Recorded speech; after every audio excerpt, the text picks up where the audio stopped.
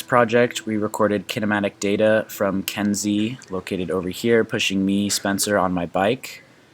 So to start, we took a recording of it and uploaded it into the tracker software to record basically just displacement that we have here, and from displacement we took that, made it to velocity, and to start we looked at the time that Mckenzee was applying a force to me on my bike. So basically we just did this and looked at when she started at time 0 to when she released me on my bike, which we found, if I can stop it at the right point, to be about 1.1 seconds. So yeah, for our calculations we use this point, so we'll go ahead and do that. So from here, the force was applied for 1.1 seconds. We analyzed our data, and we did a line of best fit here to show that my acceleration was about 1.4 meters per second squared. And then so now that we have our force, we need to, or the time that the force was applied, we just need to look at the distance that it was applied for and the length, or yeah, just the distance it was applied for.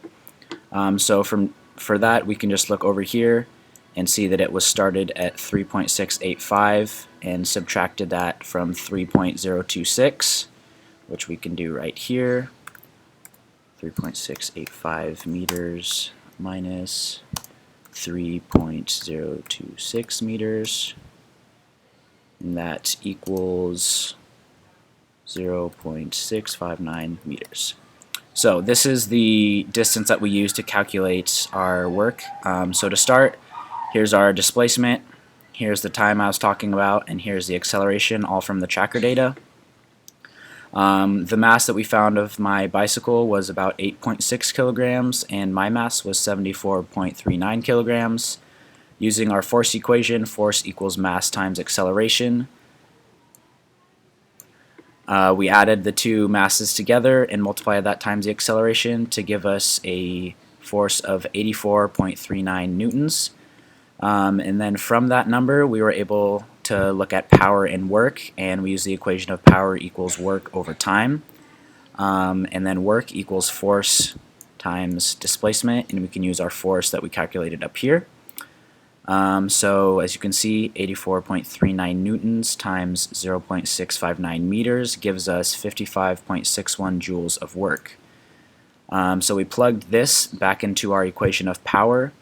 So we have power equals 55.61 joules divided by 1.1 seconds, which was the time that the force was being applied. And since we're looking at the power that Mckenzee's power output on me on my bicycle, that's why we use that time. And once we divide those, you should get a number that will be 50.56 watts of power. So that's all the calculations we needed to do for this, and we have them all outlined here for force, work, and power.